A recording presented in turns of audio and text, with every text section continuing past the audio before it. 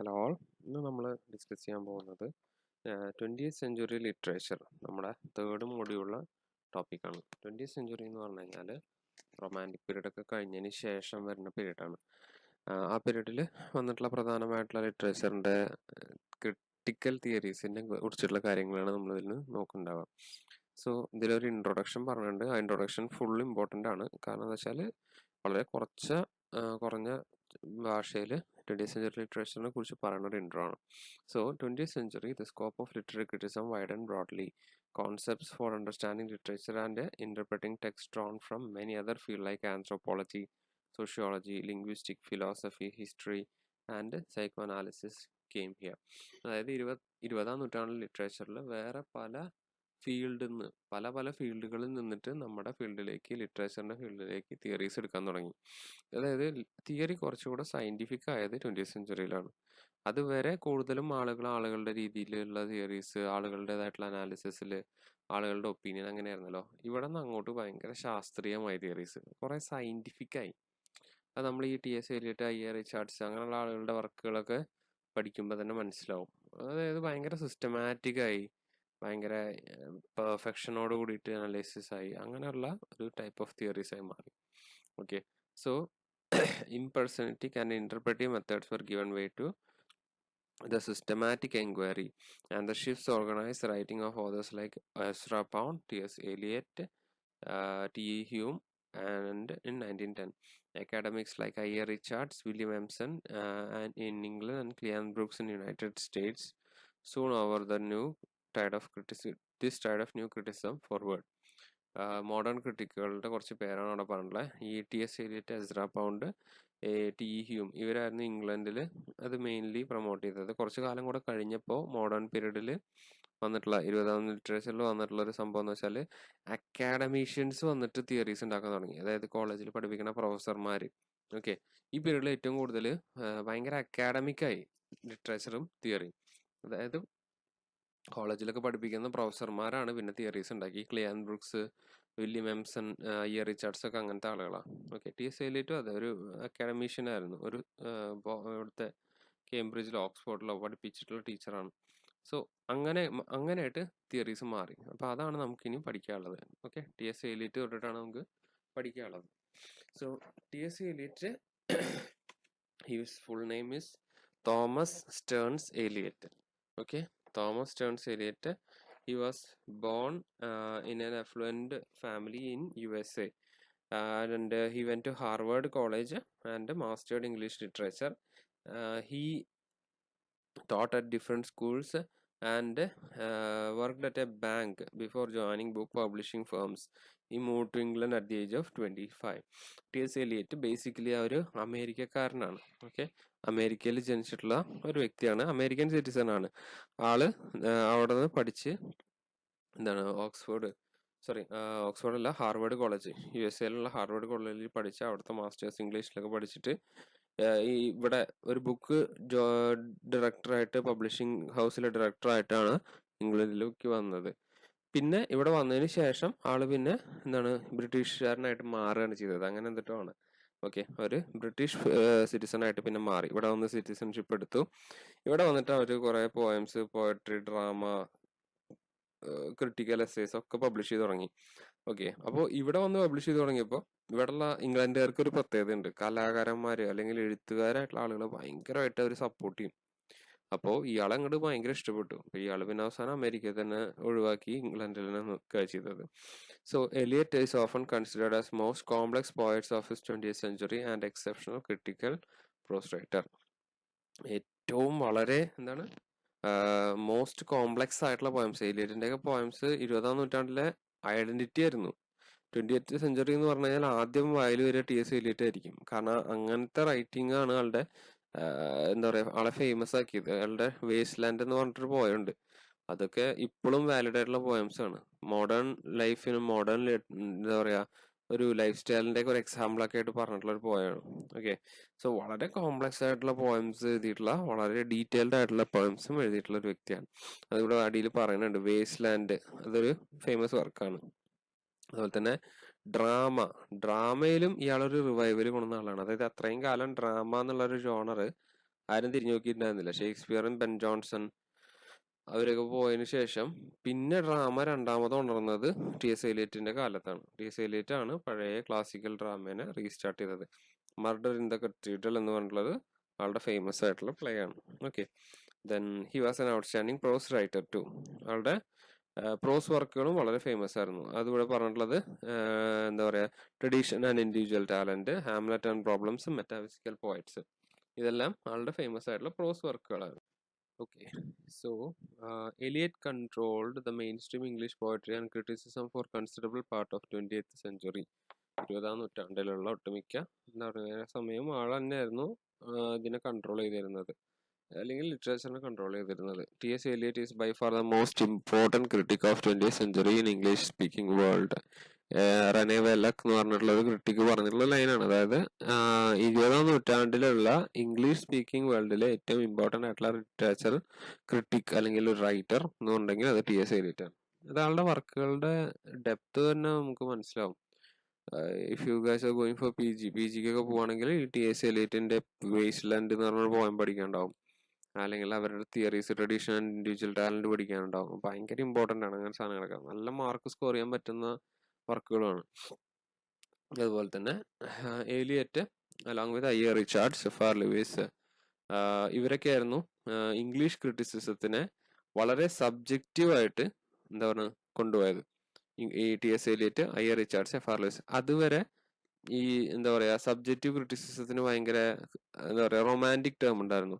ഇവരെന്താ ചെയ്തതെന്ന് വെച്ചാൽ ഈ സബ്ജക്റ്റീവ് ക്രിറ്റിസിസത്തിനെ എടുത്തിട്ട് അതിനെ സയന്റിഫിക് ക്രിറ്റിസിസം ആക്കി. Okay, theory and practice making the art of criticism scientific, objective and impersonate. Subjective ആയിക്കൊണ്ടുവരുന്ന ക്രിറ്റിസിസത്തെ, അതായത് റൊമാൻറ്റിക് ആയിട്ടുള്ള ആളുകൾ പറഞ്ഞല്ലോ നമ്മളുടെ ഉള്ളിൽ നിന്ന് വരുന്ന ചിന്തകളെയാണ് നമ്മൾ ഫ്രെയിം ചെയ്യേണ്ടത്, ഷേപ്പ് ചെയ്യേണ്ടതെന്നൊക്കെ ഈ സബ്ജക്റ്റീവ് ആക്കി പറഞ്ഞതിനെ ഒബ്ജക്റ്റീവ് ആക്കി. അതായത് ഒരു കോമൺ ആയിട്ടുള്ള തിയറിയിലേക്ക് അവർ കൊണ്ടുവന്നു. അതുപോലെ തന്നെ സയന്റിഫിക് ആയിട്ട് ഇവർ വർക്കിനെ അനലൈസ് ചെയ്ത് തുടങ്ങി. ഒരു ശാസ്ത്രം പോലെ ആക്കി എന്ത് ലിറ്ററേച്ചർ അനാലിസിസ് പറയണത്. ഇതാണ് ഇവരെ കൊണ്ടുവന്നിട്ടുള്ളത്. Among lasting contribution to literary criticism as the ideas of impersonality, objective correlative and dissociation of sensibility. T S. എലിയറ്റിന്റെ 3 പ്രധാന തിയറികളാണ്. ഓക്കെ, നമുക്ക് പഠിക്കാനുള്ളതാണ്. ഇംപേഴ്സണാലിറ്റി, ഒബ്ജക്റ്റീവ് കൊറലേറ്റീവ്സ്, അതുപോലെ തന്നെ ഡിസോസിയേഷൻ ഓഫ് സെൻസിബിലിറ്റി. ഓക്കെ, നമുക്ക് ഫസ്റ്റ് പഠിക്കാനുള്ളത് ഹിസ്റ്റോറിക്കൽ സെൻസിനെ കുറിച്ചിട്ടാണ്. ഹിസ്റ്റോറിക്കൽ സെൻസ് എന്താണെന്ന് വെച്ചാൽ ബേസിക്കലി ഇത്രയാണ് എൻ്റെ ഡെഫിനിഷൻ ഉള്ളൂ. അതായത് ഒരു എഴുത്തുകാരൻ എഴുതുമ്പോൾ അവൻ എഴുതുന്ന കാലത്തെ കുറിച്ചിട്ടുള്ള നല്ല ധാരണ ഉണ്ടാവണം. ആ ധാരണ അവൻ്റെ വർക്കിൽ റിഫ്ലക്റ്റ് ചെയ്യും വേണം. ഓക്കെ, അത്രയാണ് അതിൻ്റെ സിമ്പിളായിട്ട് ഡെഫിനിഷൻ ഉള്ളൂ. ബാക്കി പറയണൊക്കെ അതിൻ്റെ വലിച്ചു നീട്ടലാണ്. ഓക്കെ, അത് പറയണത് ട്രഡീഷൻ ആൻഡ് ഇൻഡിവിജ്വൽ ടാലന്റ് കൂടെ കാണാൻ പറ്റും. In the essay tradition and individual talent, അതിലാണ് അത് പറയണത്. ആൾ പറയണത് എന്താ വെച്ചാൽ tradition is not the blind devotion towards previous generation, neither imitation nor mere repetition.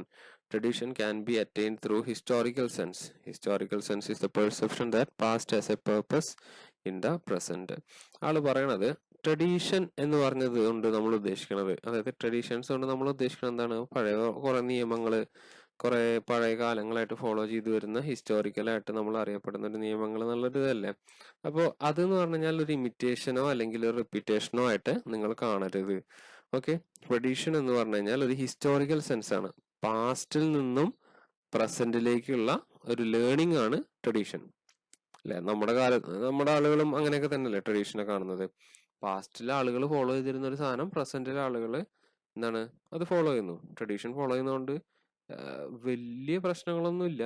Toxic ആയിട്ടുള്ള ട്രഡീഷണൽ പ്രാക്ടീസ് ഉണ്ട്, അതൊഴികെ ബാക്കിയുള്ള ട്രഡീഷൻസ് ഒക്കെ നല്ല തന്നെയാണ്. അപ്പൊ നമ്മളെ ഫാമിലി ആവട്ടെ, അതുപോലെ തന്നെ നമ്മളുടെ നിലനിൽപ്പ്, നമ്മുടെ എന്താ പറയാ നമ്മുടെ യൂണിറ്റി, ഇതിനെല്ലാം ട്രഡീഷൻ നന്നായിട്ട് ഹെൽപ്പ് ചെയ്യുന്നുണ്ട്. അപ്പൊ ഈ T S. Eliot historical sense definition കൊടുക്കുന്നത് അതാ, എന്താണ് ട്രഡീഷൻ എന്ന് പറഞ്ഞിട്ടുള്ള ഒരു സാധനമാണ് historical sense.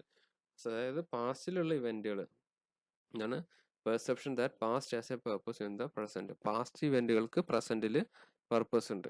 In the historical sense which is sense of the timeless and the temporal as well as timeless of temporal together that it makes a writer traditional.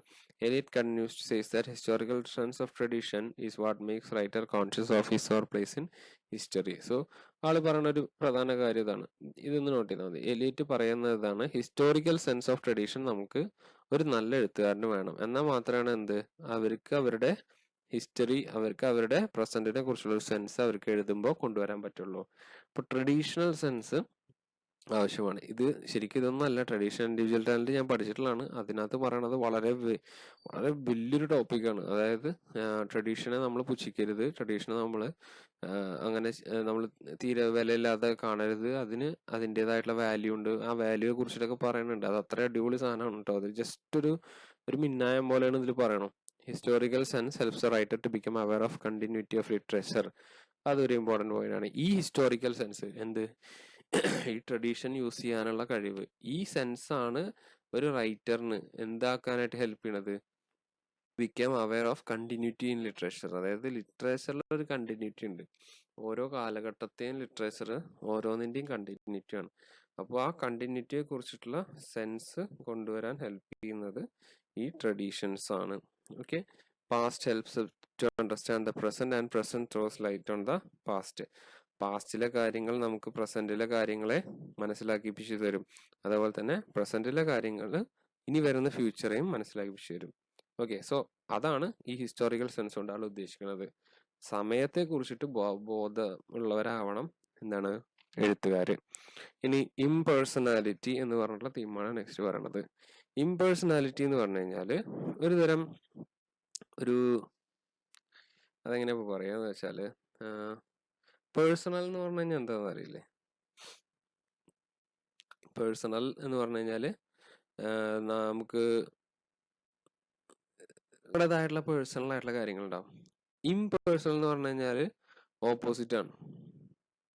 Okay, impersonal എന്ന് പറഞ്ഞു കഴിഞ്ഞാല് opposite ആണ്. എന്താന്ന് വെച്ചാൽ നമ്മൾ personally ഒന്നും എടുക്കാതെ ഒരു ഒബ്സർവർ ആയിട്ട് ഒബ്സർവ് ചെയ്യാം. ഓക്കെ, ഇപ്പോൾ നമ്മള് ഒരാളുടെ മരണ വാർത്ത അറിഞ്ഞു എന്ന് വെച്ചോ, നമ്മൾ പേഴ്സണലായിട്ട് റിയാക്ട് ചെയ്യാൻ എങ്ങനെ ആയിരിക്കും, ഇംപേഴ്സണലായിട്ട് റിയാക്ട് ചെയ്യാൻ എങ്ങനെ ആയിരിക്കും ഞാൻ പറഞ്ഞുതരാം. പേഴ്സണലായിട്ട് റിയാക്ട് ചെയ്യുമ്പോൾ നമ്മൾ ചിലപ്പോൾ നമ്മുടെ ഉള്ളിൽ ഭയങ്കരമായിട്ട് വിഷമം വരും, ഭയങ്കരമായിട്ട് നമ്മൾ ഇല്ലാണ്ടാവും, നമുക്ക് അത്രയും ഇഷ്ടപ്പെട്ടിട്ടുള്ള ആളായിരിക്കും. ഞാൻ പറയണത് അങ്ങനത്തെ ആളുകളുടെ മാനസിക നില തന്നെയാണ് കേട്ടോ. സോ അങ്ങനെയാണ് പേഴ്സണലായിട്ട് നമ്മൾ റിയാക്ട് ചെയ്യാം അല്ലേ. ഭയങ്കരമായിട്ട് കരയും, അല്ലെങ്കിൽ ഭയങ്കരമായിട്ട് നമ്മൾ പൊട്ടിക്കരയും, ചിലപ്പോൾ നമുക്ക് നമ്മളെ കൺട്രോൾ ചെയ്യാൻ പറ്റില്ല, അങ്ങനെയൊക്കെ ആയിരിക്കും. നമ്മൾ ഇംപേഴ്സണലായിട്ട് റിയാക്ട് ചെയ്യുമ്പോൾ നമ്മൾ ഉള്ളിൽ വിഷമം ഉണ്ടാവും, നമ്മൾ പുറത്തേക്ക് കാണിക്കില്ല, നമ്മൾ കരയില്ല, പക്ഷെ മനസ്സിലായി ഒരു വലിയൊരു ലോസ് ആണ് മനസ്സിലാവും, പക്ഷെ പുറത്തേക്ക് നമ്മളത് കാണിക്കില്ല. ജസ്റ്റ് ഒരു എക്സാമ്പിൾ പറഞ്ഞാണ്, നിങ്ങൾക്ക് ഒരു ഐഡിയ ക്യാപ്ചർ ആവാൻ, എന്നിട്ടത് പറയാന്ന് വെച്ചു. സോ ഇംപേഴ്സണാലിറ്റി എന്താന്ന് വെച്ചാൽ, Eliot rejected romantic theory that poetry is an expression of artist personality. Poetry is experience at which the value goes beyond the poet. His impersonal theory of poetry has two aspects. Firstly, that it has ever written in a continuum, a living whole, despite the fact that they are written by different poets. Second one, the special relationship of poem to its author. The poet has no personality to express, but a particular medium which is only a medium, but not a personality, in which impressions and experiences combine in particular ways. ആള് പറഞ്ഞ എന്താന്ന് വെച്ചാൽ, ഒരു poet എന്താണ്, romantic തിയറിയിൽ ഒരു സംഭവം ഉണ്ടായിരുന്നു, പോയറ്റിന്റെ പേഴ്സണാലിറ്റിയാണ് പോയത്തിൽ എക്സ്പ്രസ് ചെയ്യേണ്ടത് എന്നുള്ളത്. അത് ആള് റിജക്റ്റ് ചെയ്യാണ്. അതായത് അങ്ങനെ നമ്മൾ എന്താണ്, നമ്മുടെ പേഴ്സണൽ ആയിട്ടുള്ള കാര്യങ്ങളെ നമ്മുടെ പേഴ്സണൽ ആയിട്ടുള്ള തോട്ട്സിനെ, പേഴ്സണൽ ആയിട്ടുള്ള ഇമോഷൻസിനെ കൊണ്ടുവന്ന് ഡംപ് ചെയ്യലല്ല പോയട്രി. അതാണ് ആള് പറഞ്ഞിട്ടുള്ളത്. അതായത് പോയട്രിക്ക് value goes beyond the poet, അതായത് പോയറ്റിനെക്കാട്ടിലും ഉയരത്തിലാണ് അതിന്റെ വാല്യൂ പോവുക. അല്ലാണ്ട് അത് വായിച്ചിട്ട് ഒരു പോയറ്റിന്റെ മൈൻഡ് ആണെന്ന് പറഞ്ഞിട്ട് ഇരിക്കുന്നത് വളരെ മണ്ടത്തരമാണെന്നാണ് ആള് പറഞ്ഞിട്ടുള്ളത്. ആൾ എന്നിട്ട് പറയണത് ഇതാണ്, നമ്മളുടെ ഉള്ളിൽ ഒരു ഇമോഷൻസ് നമ്മളൊരു സ്ഥലത്ത് ഡംപ് ചെയ്യുകയാണെങ്കിൽ, അല്ലെങ്കിൽ നമ്മുടെ ഐഡിയാസ് ഒരു സ്ഥലത്ത് ഡംപ് ചെയ്യുകയാണെങ്കിൽ, അത് ഒരിക്കലും ആ ഓർഡറിൽ ബേസ് ചെയ്തിട്ടുള്ളതിൽ നമ്മൾ ഒതുങ്ങി നിൽക്കരുത്. ഇപ്പൊ നിങ്ങളൊരു പോയം വായിച്ചു, ഒരു ഓതറിന്റെ ഒരു വർക്ക് വായിച്ചു, അയ്യോ അയാൾ ഇങ്ങനെയൊക്കെയാണ്, അയാളുടെ തോട്ടം എന്താ അടിപൊളിയാണ്, അങ്ങനെ ഓതറിൽ സെന്റർ ചെയ്ത് നിൽക്കാൻ പാടില്ല. ഓക്കെ, ഒരു നല്ല ഓതർ അത് ചെയ്യരുത്. ഓക്കെ, ഒരു നല്ല ഓതർ ആള് ജസ്റ്റ് ഒരു ഔട്ട്സൈഡർ ആയിട്ട് നിന്നിട്ട് ആ വർക്ക് എഴുതാവും. ഓക്കെ, അതാണ് ഒട്ടുമിക്ക വർക്കുകളിലും നമുക്ക് ആളുകളുടെ റിയൽ ലൈഫ് സ്റ്റോറീസ് കാണാൻ പറ്റാത്തത്, ഫിക്ഷനാണ് കാണാൻ പറ്റുക. സോ ഇതാണ് ആൾ ഇംപേഴ്സണൽ തിയറി ഓഫ് പോയട്രി എന്ന് പറഞ്ഞിട്ടുള്ളത്. പിന്നെ ഇതിന് രണ്ട് ആസ്പെക്ട് പറയുന്നുണ്ട്, അതായത് രണ്ട് രീതിക്ക് അനലൈസ് ചെയ്യാം. Firstly, that has ever return is A continuum. അതായത് ആൾ പറയുന്നത് എല്ലാ എഴുത്തും, ഇംപേഴ്സണാലിറ്റിയിൽ എല്ലാ എഴുത്തിനും ഒരു കണ്ടിന്യൂവേഷൻ ഉണ്ട്. ഓക്കെ, പോയംസ് എങ്ങനെ എഴുതിയതാവട്ടെ എല്ലാ പോയംസിനും ഒരു കണക്ഷൻ ഉണ്ട്. Second one, relationship of poem to author. Poem ഓതറായിട്ടുള്ള കണക്ഷൻ അതെങ്ങനെയായിരിക്കണം എന്ന് പറഞ്ഞിട്ടുള്ളത്, പോയറ്റ് ആ പോയത്തെ വെറും ഒരു മീഡിയം ആയിട്ടേ കാണാൻ പറ്റുള്ളൂ. ഓക്കെ, അല്ലാണ്ട് ഒരു പേഴ്സണാലിറ്റി അല്ല. ഈ മീഡിയം ഉപയോഗിച്ചിട്ട് ഒരു കാര്യം കമ്മ്യൂണിക്കേറ്റ് ചെയ്യാണ് പോയിട്ട് ചെയ്യണത്, അല്ലാണ്ട് അത് ആളുടെ ഇമോഷൻ കൊണ്ട്. എന്നിട്ട് നമ്മളുടെ ഒരു എക്സാമ്പിൾ പറയണം, ഒരു സയന്റിഫിക് ആയിട്ടുള്ള ഒരു എക്സാമ്പിൾ പറയാണ്. അതായത് ഓതറിന്റെ തോട്ട് അല്ലെങ്കിൽ ഓതറിന്റെ ഇത് എന്ന് പറഞ്ഞു കഴിഞ്ഞാൽ, the mind do not undergo any change during the process. Okay, poet's mind is necessary medium for literary production. പോയറ്റിന്റെ മൈൻഡ് എന്ന് പറഞ്ഞു കഴിഞ്ഞാൽ വെറും ഒരു മീഡിയമാണ് പോയട്രി ഉണ്ടാക്കാനുള്ള ഒരു മാർഗം, അല്ലെങ്കിൽ ഒരു ടൂളായിരിക്കണം പോയറ്റിന്റെ മൈൻഡ്. അല്ലാണ്ട് പോയറ്റിന്റെ മൈൻഡിലുള്ള എല്ലാം കൊണ്ടുപോയി പോയത്തിൽ തട്ടുകയല്ല. നമ്മൾ പോയറ്റിന്റെ മൈൻഡ്, എഴുത്തുകാരന്റെ മനസ്സെന്ന് പറയുന്നത് ഒരു മീഡിയമാണ്. എന്തിന്? പോയം ക്രിയേറ്റ് ചെയ്യാനുള്ള മീഡിയം. അത് ആളെ എക്സാമ്പിൾ ആയിട്ട് പറഞ്ഞിരിക്കുന്നത് എന്താണെന്ന് വെച്ചാൽ, കാറ്റലിസ്റ്റിക് ഏജന്റ് ഒരു കെമിക്കൽ റിയാക്ഷൻ ഹെൽപ്പ് ചെയ്യുന്നത് എങ്ങനെയാണോ, കണ്ട ഈ തിയറീസ് ഒക്കെ ഭയങ്കര ശാസ്ത്രീയമാണ്, സയൻസ് ആയിട്ട് കമ്പയർ ചെയ്തിട്ടുള്ളതാണ്. കാറ്റലിസ്റ്റിക് ഏജന്റ് എന്ന് പറഞ്ഞു കഴിഞ്ഞാൽ എന്താ അറിയോ? നിങ്ങളൊക്കെ 10 വരെ സയൻസ് പഠിച്ചെങ്കിൽ മനസ്സിലാവും. അതായത് ഒരു കെമിക്കൽ റിയാക്ഷനെ സ്പീഡാക്കുന്ന ഒരു കെമിക്കൽ, വേറൊരു കെമിക്കലാണ് കാറ്റലിസ്റ്റുകൾ. ഓക്കെ, ഇപ്പോൾ എന്താ പറയാ, രണ്ട് കെമിക്കൽ, ഇപ്പോൾ നൈട്രജനും സൾഫറും കൂടിയിട്ട് മിക്സ് ചെയ്യുക വെച്ചോ. മിക്സ് ചെയ്യുമ്പോൾ അത് തീ പിടിക്കുന്നുണ്ട്, പക്ഷെ വളരെ സ്ലോ ആയിട്ടാണ് തീ പിടിക്കുന്നത്. എന്നിട്ടുണ്ടാവണ കോമ്പൗണ്ട് ഉണ്ടാവാൻ ഒരുപാട് സമയം എടുക്കുന്നുണ്ടെങ്കിൽ ഒരു കാറ്റലിസ്റ്റിക് ആയിട്ടുള്ള ഒരു കെമിക്കൽ ആഡ് ചെയ്താൽ മതി. ആ കെമിക്കൽ ആഡ് ചെയ്ത് കഴിഞ്ഞാൽ ഈ റിയാക്ഷൻ ഭയങ്കര സ്പീഡാവും. പക്ഷെ എന്നാൽ അതിന്റെ ക്വാണ്ടിറ്റിയിലുള്ള ക്വാളിറ്റികളൊന്നും ബാധിക്കില്ല. സോ ഒരാളുടെ മനസ്സ് എന്ന് പറഞ്ഞു കഴിഞ്ഞാൽ, എഴുത്തുകാരന്റെ പർപ്പസ് എന്ന് പറയുന്നത് ഇതാണ്. അവന്റെ മൈൻഡ് ഉപയോഗിച്ചിട്ടാണ് അവൻ എന്താണ് പോയം ക്രിയേറ്റ് ചെയ്യുക. പക്ഷെ ഭയങ്കരമായിട്ട് മൈൻഡിനെ അതിൽ കൊണ്ടുവരരുത്. മൈൻഡ് വെറും മീഡിയമാണ്. പോയം ക്രിയേറ്റ് ചെയ്യാനുള്ള, എഴുത്ത് ക്രിയേറ്റ് ചെയ്യാനുള്ള ഒരു മീഡിയം മാത്രമാണ് മനസ്സ്. അല്ലാണ്ട് മനസ്സിലുള്ള എല്ലാം കൊണ്ടുപോയി തട്ടി വെച്ചിട്ട് പോയം അല്ലെങ്കിൽ എഴുത്ത് ഉണ്ടാക്കരുത്. ഓക്കെ, സോ ആള് പറയാണ്, he States that the more perfect the artist, the more completely separate in him will be the man who suffers and the mind which create.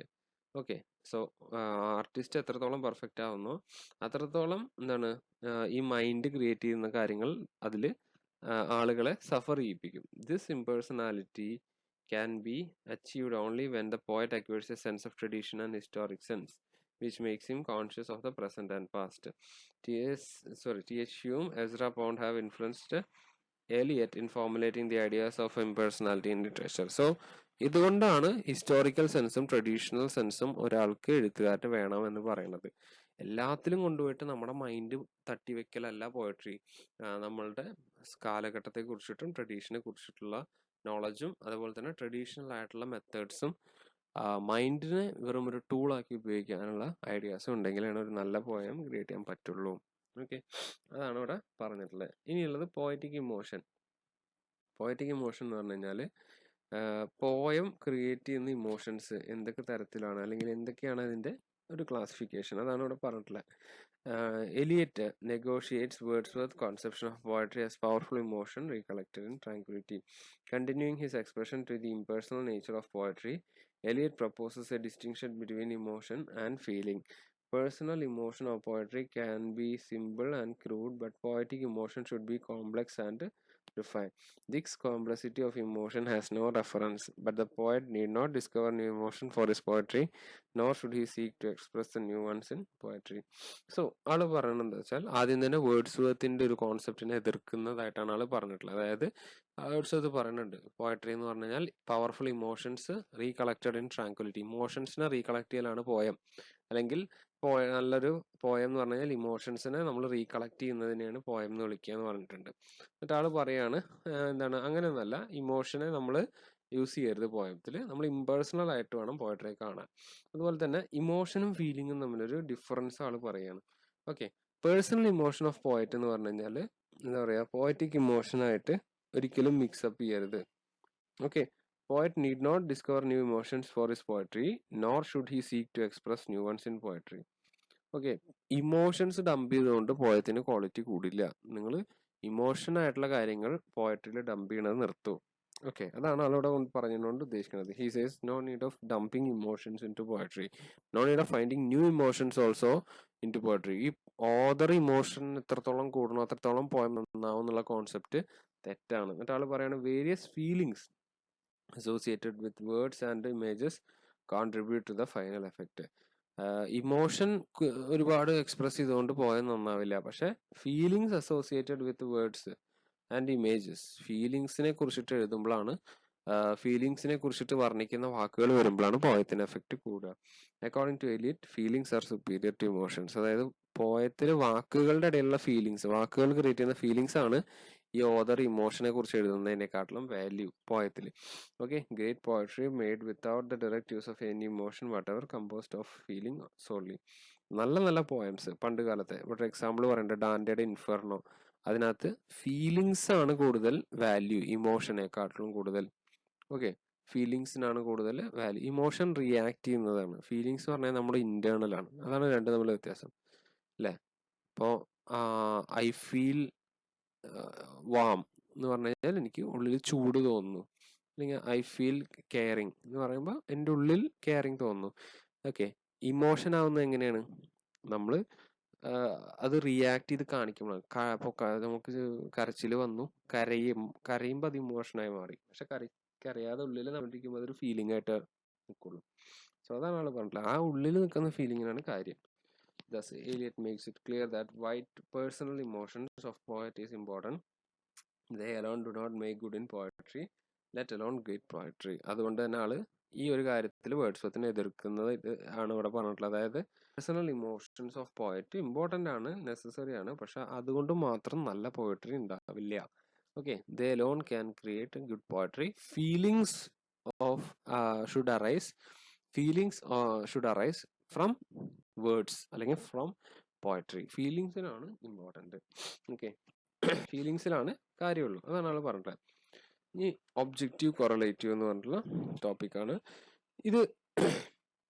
എന്താ പറയണമെന്ന് വെച്ചാൽ, ഈ ടേം ആദ്യം യൂസ് ചെയ്തൊരു അമേരിക്കൻ പെയിൻറ്ററാണ്, വാഷിങ്ടൺ ആൽസൺ. ഓക്കെ, അത് T S Eliot ഒന്ന് revive ചെയ്തെടുത്തു, അത്രേ ഉള്ളൂ. ഹാംലെറ്റ് ആൻഡ് പ്രോബ്ലംസ് എന്ന് പറഞ്ഞിട്ടുള്ള വർക്കിലാണ് ആളത് പറയുന്നത്. എന്നിട്ട് അതിൽ പറയുന്നത് എന്താണെന്ന് വെച്ചാൽ, according to Eliot, since the poet cannot transfer his emotional ideas directly to reader, there should be a mediation to evoke the same. അതായത് പോയിട്ട് ഡയറക്ട്ലി ഇമോഷനും ഫീലിങ്ങും എഴുതുന്നത് നല്ലതല്ല എന്നാണ് ടി എസ് എലിയറ്റ് വാദിച്ചത്. അപ്പോൾ ഒരു മീഡിയം ഉണ്ടായാൽ മതി. ഓക്കെ, ഈ എഴുത്തുകാരൻ്റെ ഇമോഷൻസ് കൺവേ ചെയ്യാനായിട്ട്. അതായത് ചില ക്യാരക്ടേഴ്സ് അവരുടെ ഉള്ളിൽ ഇമോഷൻ കാണിക്കുന്നത് വേറെ ഏതെങ്കിലും ഒരു മീഡിയം വഴിയായിരിക്കും. അതിനാളൊരു എക്സാമ്പിൾ ഇവിടെ പറഞ്ഞിട്ടുണ്ട്. അതായത് മാക്ബത്ത് എന്ന് പറഞ്ഞ പ്ലേയില്, ഓക്കെ,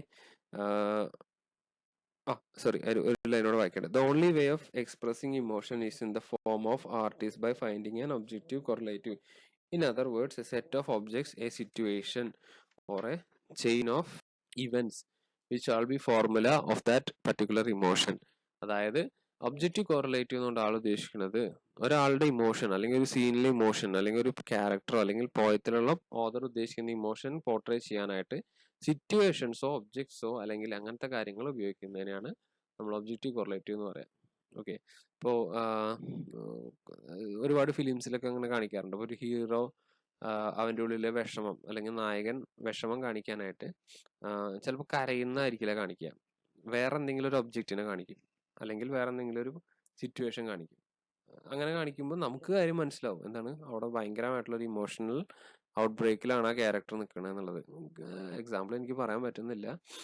അപ്പോൾ ഒരാൾ ഭയങ്കര വിഷമം കാണിക്കുകയാണ് അല്ലെങ്കിൽ ഒരു ഹാർട്ട് ബ്രേക്ക് കാണിക്കുന്നത് ചിലപ്പോൾ ഒരു താഴെ വീണ് പൊട്ടുന്ന ഒരു ഗ്ലാസ് സ്ലോ മോഷനിൽ കാണിച്ചിട്ടൊക്കെ ആയിരിക്കും അല്ലേ. ആളുടെ ഹാർട്ട് ബ്രേക്ക് ആയി എന്ന് കാണിക്കുന്നത് ചിലപ്പോൾ അങ്ങനെ ആയിരിക്കും. സോ അങ്ങനത്തെ ടൈപ്പ് ഓഫ് ഒബ്ജക്ട്സ് ഉപയോഗിച്ചിട്ട് ഇമോഷൻസ് കാണിക്കുമ്പോൾ ആ പോയട്രിയുടെ പെർഫെക്ഷൻ കൂടും എന്നാണ് എലിയറ്റ് പറഞ്ഞിട്ടുള്ളത്. അല്ലാണ്ട് ഡയറക്ട്ലി ആളുടെ ഇമോഷൻ ഒരാളുടെ ഇങ്ങനെ കരഞ്ഞ് കാണിക്കുന്നതിനേക്കാളും ബെറ്റർ ആണത്.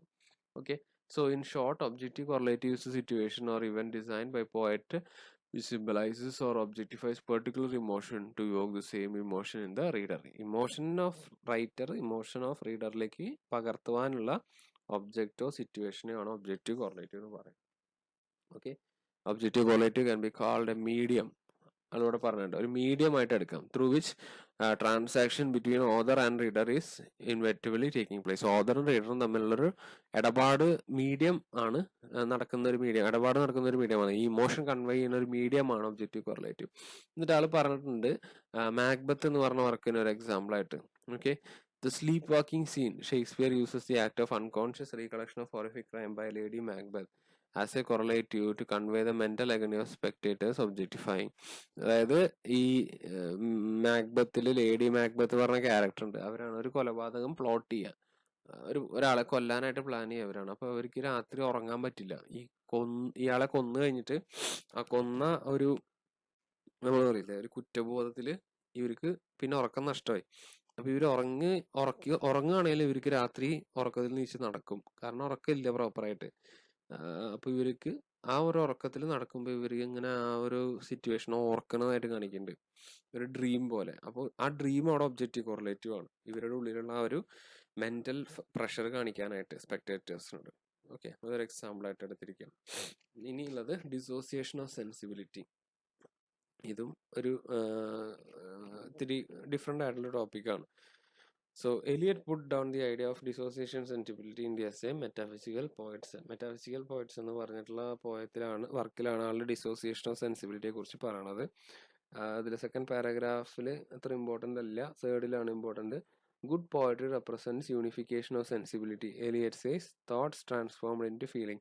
But when poet is unable to convert this through feeling, his results in dissociation of sensibility. Okay, അതായത് ഒരു പോയത്തിൽ എന്താണ്, നല്ല പോയട്രിയിൽ അല്ലെങ്കിൽ നമ്മൾ ഇതേവരെ കേട്ടിട്ടുള്ള നല്ല പോയട്രിയിൽ എന്താണ്, സെൻസിബിലിറ്റിയുടെ യൂണിഫിക്കേഷൻ ആണ് കാണുക. ഓക്കെ, സെൻസിബിലിറ്റിയുടെ യൂണിഫിക്കേഷൻ പറഞ്ഞാൽ നമ്മുടെ സെൻസുകളുടെ ഒരു യൂണിഫിക്കേഷൻ, തോട്ട്സ്, ഫീലിങ്സ്, ഇമോഷൻസ്, ഇതെല്ലാം യുണൈറ്റ് ചെയ്യുന്ന ഒരു സാധനമാണ് എഴുത്തുകാരൻ്റെ പോയട്രി എന്നാണ് നമ്മൾ കേട്ടിട്ടുള്ളത്. പക്ഷെ ഇത് യുണൈറ്റ് ചെയ്യാത്തൊരു സമയം വരും. എന്താണ്, തോട്ട്, ഫീലിംഗ്, ഇമോഷനും കണക്റ്റ് ആവാതെ റീഡറുടെ തോട്ടിലൂടെ വർക്ക് ചെയ്തിട്ട് ഈ പോയമിന്റെ മീനിങ് കണ്ടുപിടിക്കുന്ന ഒരു സംഭവം. ഓക്കെ, അത് ഇത്തിരി കോംപ്ലക്സ് ആയിട്ടുള്ള ടോപ്പിക്കാണ്. അതായത് ഓതർ അയാളുടെ ഉള്ള തോട്ടും ഫീലിംഗ്, ഇമോഷനും എല്ലാം മിക്സ് ചെയ്തിട്ടൊരു പോയം തരുന്നു, നമ്മൾ വായിക്കുന്നു, നമ്മൾ ആ ഫീലിങ്ങിനോട് കണക്റ്റ് ആവുന്നു, എൻജോയ് ചെയ്യുന്നു. ഓക്കെ, അത് യൂണിഫിക്കേഷൻ ഓഫ് സെൻസിബിലിറ്റി എന്ന് പറയും.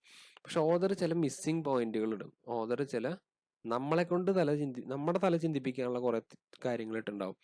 നമ്മളുടെ ഉള്ളിലുള്ള ബ്രെയിൻ വെച്ചിട്ട് നമ്മൾ ഡെവലപ്പ് ചെയ്യേണ്ട തോട്ടുകൾ ഡെവലപ്പ് ചെയ്യാനുള്ള ഒരുപാട് ഇൻസ്റ്റൻസ് ഇട്ടുണ്ടാവും. കണ്ടാ, അപ്പോ അവിടെ ഡിസോസിയേഷൻ ഓഫ് സെൻസിബിലിറ്റി ആണ്. കാരണം ഓതർ അവിടെ എല്ലാം കൂടെ അങ്ങോട്ട് ലിങ്ക് ചെയ്യണില്ല, തോട്ട്, ഇമോഷൻ, ഫീലിംഗ് ഒക്കെ. Okay, so the split between those thoughts and feelings, the result is dissociation of sensibility. ഇതിനെ വിളിക്കുന്നതാണ് ഡിസോസിയേഷൻ ഓഫ് സെൻസിബിലിറ്റി എന്നുള്ളത്. The split between, okay, Eliot says this happened with the poets late 17th century, like Tennyson and Browning. They think that could not feel their thought as immediately in the order of prose. There is a clear distinction between thoughts and feelings, but this is what the case which was in metaphysical poets. In them we could witness a unification of thought and experience. So അവർ പറഞ്ഞത് എന്താണെന്ന് വെച്ചാൽ 17ാമത്തെ സെഞ്ചുറിയിൽ Tennyson, Browning, ഇവരുടെ വർക്കിലൊക്കെ നമുക്ക് ഈ എന്താണ് dissociation of sensibility കാണാൻ പറ്റുമായിരുന്നു. അത് വായിച്ചു കഴിഞ്ഞാൽ റീഡറിന്റെ തല ഇങ്ങനെ വർക്ക് ചെയ്തുകൊണ്ടിരിക്കും. റീഡറാണ് അതിനൊരു മീനിങ് കണ്ടുപിടിക്കുക. മറ്റേത് ഓൾറെഡി പോയിട്ട് എഴുതി വെച്ചിട്ടുണ്ടാവും, ഇതിങ്ങനെ എന്ന് പറഞ്ഞിട്ട്. ഓക്കെ, സോ അതാണ് ആൾ പറഞ്ഞിട്ടുള്ളത്, ഡിസോസിയേഷൻ ഓഫ് സെൻസിബിലിറ്റി. നമ്മളത് വായിച്ചു കഴിഞ്ഞാൽ നമ്മൾ അതിന് ഡിറ്റാച്ച്ഡ് ആയിട്ട് മാറും. ഓക്കെ, അതിനൊരു ഒരു കണക്ഷൻ ഉണ്ടാവില്ല. ഈ ഡിസോസിയേഷൻ ഓഫ് സെൻസിബിലിറ്റി കൂടുതലും നന്നായിട്ട് യൂസ് ചെയ്ത എഴുത്തുകാരിലും മെറ്റാഫിസിക്കൽ പോയിറ്റ്സും അതുപോലെ തന്നെ 17th century പോയിറ്റ്സും ആണ്.